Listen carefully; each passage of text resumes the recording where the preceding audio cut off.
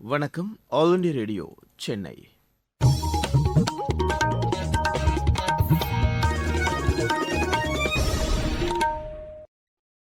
மாநில செய்திகள் வாசிப்பவர் முகமது. தலைப்புச் செய்திகள். கேலோ இந்தியா பல்கலைக்கழக விளையாட்டுப் போட்டியின் தொடக்க விழாவில் பிரதமர் திரு நரேந்திர மோடி காணொலி பதிவின் மூலம் இன்று உரையாற்றுகிறார். பெண் தொழில் முனைவோரை மத்திய அரசு தொடர்ந்து ஊக்குவித்து வருவதாக மத்திய மகளிர் மற்றும் குழந்தைகள் மேம்பாட்டுத்துறை அமைச்சர் திருமதி ஸ்மிருதி இரானி கூறியுள்ளார். தமிழக சட்டப்பேரவையில் வரும் நிதியாண்டுக்கான பட்ஜெட்டை மாநில நிதியமைச்சர் திரு தங்கம் தென்னரசு இன்று தாக்கல் செய்கிறார். விளையாட்டுகளை அதிகம் ஊக்குவிக்கும் மாநிலமாக தமிழகம் திகழ்கிறது என மாநில அரசு கூறியுள்ளது. மகளிர் புரோ ஹாக்கி லீக் போட்டியில் இந்தியா அமெரிக்காவை வென்றது. இனி விரிவான செய்திகள். கேலோ இந்தியா பல்கலைக்கழக விளையாட்டுப் போட்டி குவஹாத்தியில் இன்று தொடங்குகிறது. தொடக்க விழாவில் பிரதமர் திரு நரேந்திர மோடி காணொலி பதிவின் மூலம் உரையாற்றுகிறார். குவஹாத்தியில் நடைபெறும் நிகழ்ச்சியின் மத்திய இளைஞர் நலன் மற்றும் விளையாட்டுத்துறை அமைச்சர் திரு அனுராக் தாக்கூர் பங்கேற்கிறார். 7 வடகிழக்கு மாநிலங்களில் இந்த போட்டிகள் பிப்ரவரி 29 வரை நடைபெறுகிறது. 4வது முறையாக நடைபெறும் இந்த கேலோ இந்தியா பல்கலைக்கழக விளையாட்டுப் போட்டியில் நாடு முழுவதும் உள்ள 200 பல்கலைக்கழகங்களைச் சேர்ந்த 4500 விளையாட்டு வீரர்கள் பங்கேற்கின்றனர். பெண் தொழில் முனைவோரை மத்திய அரசு தொடர்ந்து ஊக்குவித்து வருவதாக மத்திய மகளிர் மற்றும் குழந்தைகள் மேம்பாட்டுத்துறை அமைச்சர் திருமதி ஸ்மிருதி இரானி கூறியுள்ளார். மும்பையில் நேற்று நடைபெற்ற இந்திய தொழில்நுட்ப வார நிகழ்ச்சியில் பேசிய அவர், வர்த்தக உலகில் காலடி எடுத்து வைக்க விரும்பும் பெண் தொழில் முனைவோரின் திறனை நம்ப வேண்டும் என நிதி நிறுவனங்களுக்கு அவர் அறிவுறுத்தினார். பெண்களுக்கு வழங்கப்படும் தொழில் கடன்கள் மிகவும் பாதுகாப்பானவை என்று கூறினார். இதை தரவுகள் எடுத்து காட்டுகின்றன என்று அவர் குறிப்பிட்டார். பெண் தொழில் முனைவோருக்கு வர்த்தகத்திற்கான நிதி திரட்டுவதில் நிதி நிறுவனங்களின் ஒத்துழைப்பு தேவை என்று திருமதி இரானி கூறினார். சுய உதவி குழுக்களுக்கான கடன்கள், ஸ்வநிதி திட்ட கடன்கள், முத்ரா கடன்கள் உட்பட மத்திய அரசின் பல்வேறு திட்டங்களின் மூலம் பெண்கள் அதிக அளவில் பயன் பெற்றுள்ளதாக திருமதி ஸ்மிருதி இரானி குறிப்பிட்டார். தமிழக சட்டப்பேரவையில் வரும் நிதியாண்டுக்கான பட்ஜெட் இன்று தாக்கல் செய்யப்படுகிறது. காலை 10 மணிக்கு அவையில் நிதியமைச்சர் திரு தங்கம் தென்னரசு பட்ஜெட்டை தாக்கல் செய்கிறார். தடைகளை தாண்டி வளர்ச்சியை நோக்கி என்ற தலைப்பில் நிதிநிலை அறிக்கை தாக்கல் செய்யப்பட உள்ளது என மாநில அரசு தெரிவித்துள்ளது. மாபெரும் தமிழ் கனவு என்ற அடிப்படையில் 7 சிறப்பு அம்சங்கள் இதில் இடம்பெற உள்ளதாக மாநில அரசு கூறியுள்ளது. சமூக நீதி, கடைக்கோடி மனிதருக்கும் நலவாழ்வு, உலகை வெல்லும் இளைய தமிழகம், அறிவுசார் பொருளாதாரம், சமத்துவ நோக்கில் மகளிர் நலம், பசுமை வழிப்பயணம், தாய் தமிழும் தமிழர் பண்பாடும் என்ற 7 முக்கிய அம்சங்களில் பட்ஜெட்டின் சாராம்சம் அமைய உள்ளதாக தமிழக அரசு கூறியுள்ளது. தமிழகத்தில் கடந்த 3 ஆண்டுகளில் 60,567 பேருக்கு அரசு பணி வழங்கப்பட்டுள்ளதாக மாநில அரசு கூறியுள்ளது. இது தொடர்பாக மாநில அரசு வெளியிட்டுள்ள அறிக்கையில், அரசு பணியாளர் தேர்வாணையம் மூலம் கடந்த 2.5 ஆண்டுகளில் 27,858 பேர் பல்வேறு துறைகளுக்கு தேர்வு செய்யப்பட்டுள்ளதாக தெரிவிக்கப்பட்டுள்ளது. இது தவிர உள்ளாட்சி அமைப்புகள் மற்றும் பிற துறைகளின் மூலம் 32,709 பேர் பணி நியமனம் செய்யப்பட்டுள்ளதாக அந்த அறிக்கையில் குறிப்பிடப்பட்டுள்ளது. விளையாட்டுகளை அதிகம் ஊக்குவிக்கும் மாநிலமாக தமிழகம் திகழ்கிறது என மாநில அரசு கூறியுள்ளது. ஊராட்சிகளுக்கு விளையாட்டு உபகரணங்களை வழங்கும் திட்டத்தின் தொடக்க விழா மதுரையில் நேற்று நடைபெற்றது. இதில் கலந்து கொண்டு பேசிய மாநில விளையாட்டுத்துறை அமைச்சர் திரு உதயநிதி ஸ்டாலின், இத்திட்டத்தின் கீழ் மாநிலத்தில் உள்ள 12,660 ஊராட்சிகளுக்கு 33 வகையான விளையாட்டு உபகரணங்கள் வழங்கப்படும் என்றார். கிராமப்புறங்களைச் சேர்ந்த திறமையான விளையாட்டு வீரர்களை அடையாளம் கண்டு அவர்களை ஊக்குவிக்கும் பணிகளை மாநில அரசு தொடர்ந்து மேற்கொள்வதாக திரு உதயநிதி ஸ்டாலின் கூறினார். நீங்கள் கேட்டுக்கொண்டிருப்பது ஆல் இண்டியா ரேடியோவின் மாநில செய்தி அறிக்கை. यही समय है, सही समय. இதுதான் வேளை, சரியான வேளை. ஒவ்வொரு தேசத்தின் வளர்ச்சி பயணத்தின் போதும் தேசம் முன்வந்து புதிய உறுதிப்பாடுகளோடு முன்னேற்ற பாதையிலே பயணிக்கக்கூடிய அற்புதமான ஒரு வேளையும் பிறக்கும். புதிய பாரதத்தின் துவக்கத்தின் இது அமுத காலம். இதுவே கோடானு கோடி நாட்டு மக்களுடைய உறுதிப்பாடாகும்.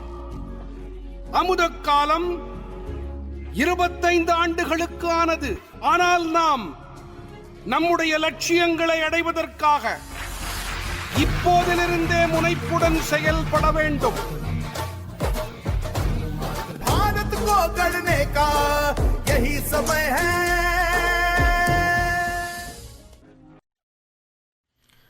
தமிழகத்தில் பாதிப்பை ஏற்படுத்தும் வண்ணக்கலவை உள்ள பஞ்சு மிட்டாய்களுக்கு மட்டுமே தடை விதிக்கப்பட்டுள்ளதாக மக்கள் நல்வாழ்வுத்துறை அமைச்சர் திரு மா சுப்பிரமணியன் கூறியுள்ளார்.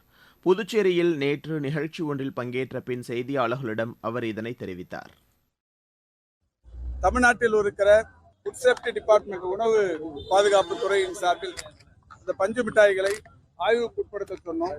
அந்த வகையில் பல்வேறு மாவட்டங்களில் விற்பனை செய்து கொண்டிருந்த பஞ்சு மிட்டாய் ஆய்வுக்கு உட்படுத்தப்பட்டது. அதில் புற்றுநோய் பாதிப்பை உண்டாக்குகிற வேதிக் கலவை இருப்பது கண்டறியப்பட்டு முதலமைச்சருடைய அறிவுறுத்தலோடு அதற்கு தடை விதிக்கப்பட்டிருக்கிறது.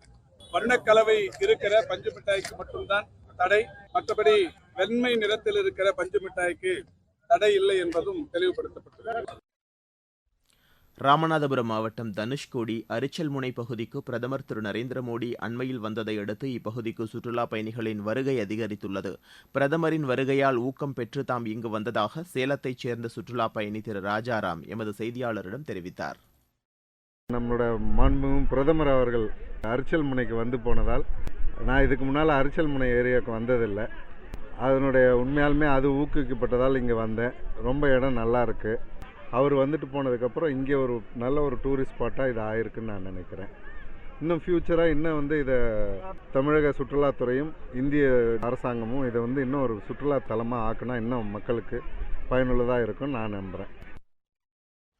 பிரதமரின் வருகை தங்களது வாழ்வாதாரத்தை உயர்த்தியுள்ளது என இப்பகுதியைச் சேர்ந்த டெலஸ்கோப் ஆபரேட்டர் கருப்பசாமி மற்றும் புகைப்பட கலைஞர் கோபிசாமி ஆகியோர் எமது செய்தியாளரிடம் கூறினர். இந்த டெலஸ்கோப்புங்கிறது நாங்கள் ஒரு 5 கிராமமாக சேர்ந்து நைட்டில் கடலுக்கு போயிட்டு காலையில் இந்த டெலஸ்கோப் காட்டுறது. இப்போ சமீபத்தில் பாரத பிரதமர் இங்கே வந்திருந்தாங்க. ராமேஸ்வரம் இந்த டெலஸ்கோப் பார்த்தாங்க.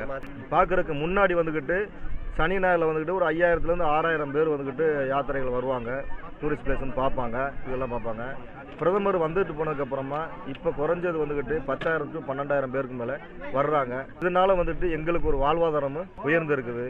பாரத பிரதமருக்கும் வர்ற யாத்திரைகளுக்கும் நன்றியை தெரிவிச்சுக்கிறோம். டெலிஸ்கோட்டில் ஃபோட்டோ எடுத்துக்கிட்டு இருக்கேன். டெய்லி 300-350 பேப்பர் ஓடும். இந்த சங்கத்தில் 40 பேர் இருக்கிறோம். டெய்லி இதை வச்சு இப்போ 40 குடும்பம் பொழைச்சிக்கிட்டு இருக்கு.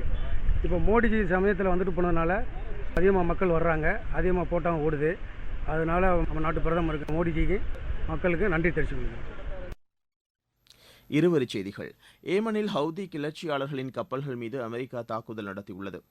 ஆப்கானிஸ்தானின் மசாரி ஷரீப் நகரத்தின் அருகே நேற்று மாலை சக்தி வாய்ந்த நிலநடுக்கம் உணரப்பட்டது. இது ரிக்டர் அளவுகோலில் 5.1 பதிவானது.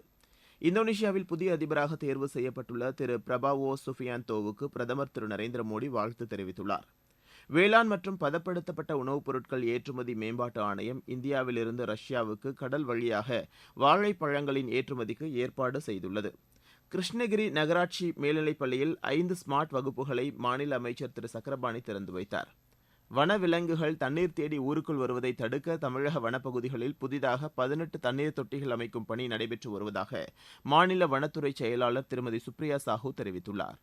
சேலம் அரசு பொறியியல் கல்லூரியில் பயின்ற மாணவர்களுக்கு நடைபெற்ற பட்டமளிப்பு விழாவில் 1127 மாணவ மாணவிகளுக்கு பட்டங்கள் வழங்கப்பட்டன.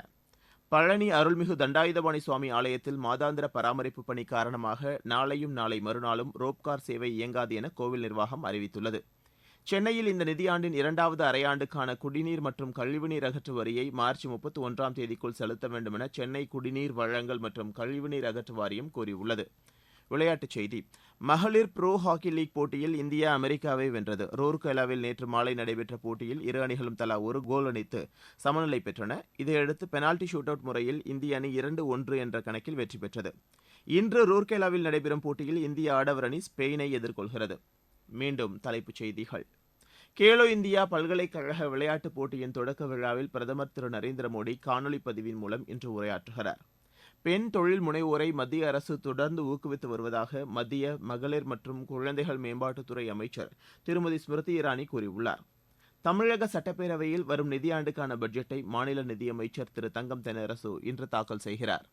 விளையாட்டுகளை அதிகம் ஊக்குவிக்கும் மாநிலமாக தமிழகம் திகழ்கிறது என்று மாநில அரசு கூறியுள்ளது. மகளிர் ப்ரோ ஹாக்கி லீக் போட்டியில் இந்தியா அமெரிக்காவை வென்றது. இத்துடன் செய்தி அறிக்கை நிறைவு பெற்றது.